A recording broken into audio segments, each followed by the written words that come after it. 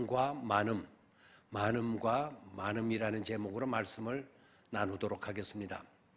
오늘 우리가 묵상하게 될 본문의 말씀은 누가복음 제7장 47절의 말씀입니다.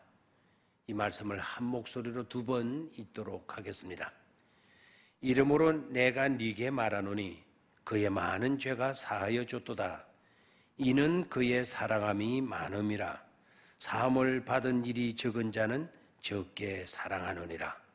이러므로 내가 네게 말하노니 그의 많은 죄가 사하여 줬도다. 이는 그의 사랑함이 많음이라.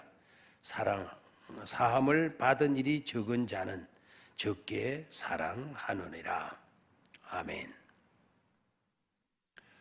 오늘의 묵상 말씀에는 많음이라는 단어가 2번 나오고 있습니다.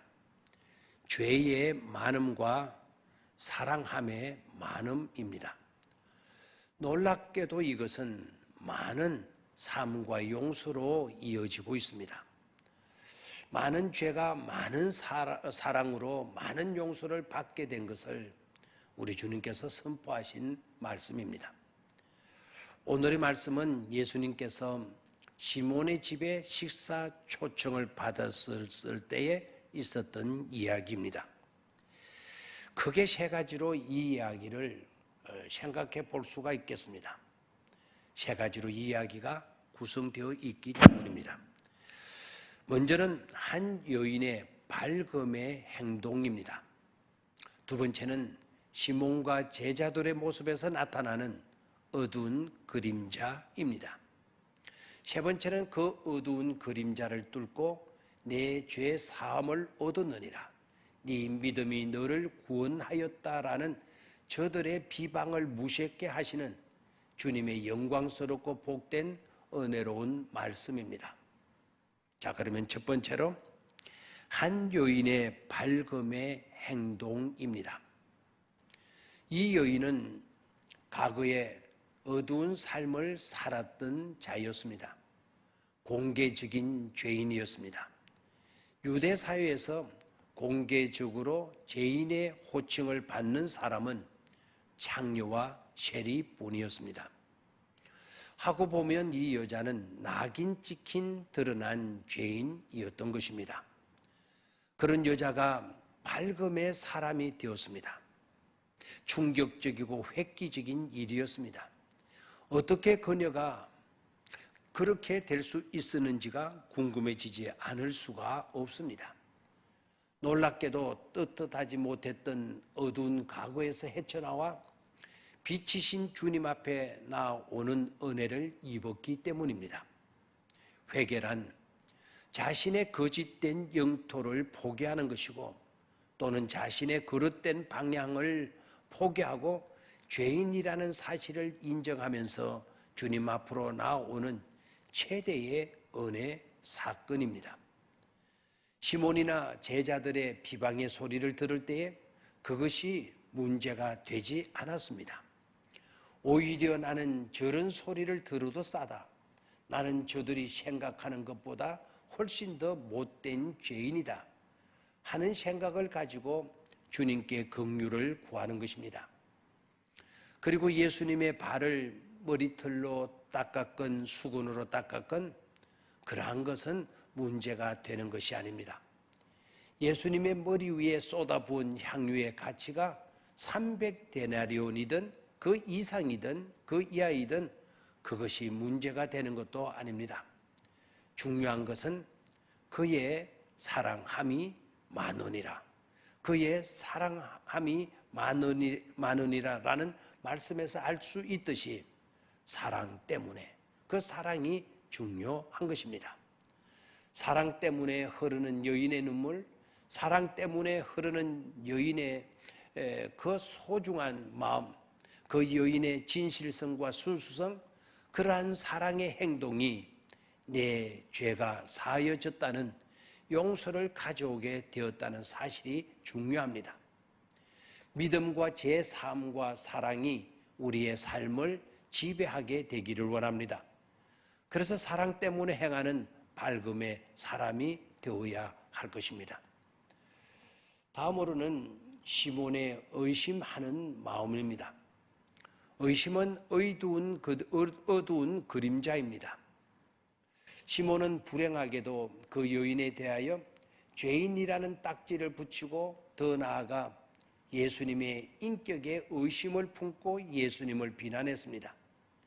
저런 죄인이 발을 만지도록 그냥 두다니 나 같으면 즉시 책망하고 쫓아버렸었을 텐데, 이렇게 생각하고 예수님을 비난합니다. 무엇이 문제입니까? 자기 생각을 중요시하고 있다는 점입니다. 자기 생각과 다르다고 예수님을 평가하고 비방하는 것입니다. 자기 생각에 맞으면 옳고 자기 생각에 맞지 않으면 다 틀린 것입니다. 많은 신앙인들 가운데서도 독선적인 이와 같은 인격을 가진 사람들이 많습니다. 자기 생각만 옳다는 자는 남을 정죄하거나 비방하거나 판단해버리고 맙니다. 영어의 꼬리표는 비방이다. Rivals are rebels라는 말이 있습니다. 남에게 딱지를 붙이는 것은 곧 남을 비방하는 것이 되고 그것은 곧 교만에서 비롯된다는 것입니다. 예수님은 누구에게도 딱지를 붙이지 않았습니다. 어떤 인간도 구원을 받을 수 있다는 가능성을 가진 하나님의 아름다운 피조물로 대하셨지 비난의 대상으로 삼지 않으셨습니다. 마지막 세 번째는 제자들에게서 나타나는 그림자입니다. 시몬은 주님을 비난했다면 제자들은 사랑 때문에 행한 여인을 비난합니다. 왜 값진 향유를 허비하느냐고, 그것을 팔아 가난한 사람들에게 구제해야 할 것이 아니냐는 것입니다. 그러나 제자들의 마음속에는 정말 빈민 구제의 사랑이 있어서가 아닙니다. 단지 입술의 이론에 그치는 것이었습니다. 사랑은 구체적인 행동이 따라야 하는데 그들은 그렇지 않았습니다. 예수님께서 문제로 삼으신 것은 바리새인인 시몬과 제자들의 어두운 마음이었습니다. 사랑은 밝음인데 이들은 그림자로 삽니다. 그래서 비난을 일삼고 부정적으로 평가만 합니다. 똑같은 것을 보아도 아름다운 것은 생각지 못하고 보지도 못합니다. 그래서 세상을 자꾸만 어둡게 만들고 자신도 불행에 빠져서 비참한 사람이 되고 마는 것입니다. 생각을 해도 아름답고 좋은 것을 생각하고 어떤 것을 보아도 아름다운 것을 볼 수 있도록 하여야 하겠습니다. 심지어 죄인인 이 여인에게서도 구원받을 사람으로 볼 수 있는 시각이 있어야 할 것입니다. 만약 시몬이 이 여인의 사랑 때문에 행한 행동을 보면서 참 고맙기도 하지, 나는 미처 주님을 초청은 하였지만 미처 발 씻을 물도 떠다 드리지 못했는데, 그런데 이 여인이 눈물로 예수님의 발을 씻어주고 있으니 내가 못한 일을 저렇게 대신해 주니 얼마나 고마운지 모르겠다라고 여겨주면 얼마나 아름답겠습니까? 제자들도 마찬가지입니다. 이 여인의 사랑 때문에 행한 행동을 보면서 야, 참 잘되었다, 참으로 고맙기도 하지, 우리는 미처 주님의 장례를 위해 저런 소중한 향유를 준비하지 못했었는데 이 여인이 이렇게 하니 얼마나 잘된 일인가 라고 생각하면서 같이 감격하고 기뻐해주면 얼마나 아름답겠습니까? 그렇게 되면 자신도 세상도 더욱 아름답고 행복해질 수밖에 없을 줄 믿습니다. 우리 모두 한 발자국 한 발자국 그런 삶으로 나아가기를 바랍니다. 감사합니다.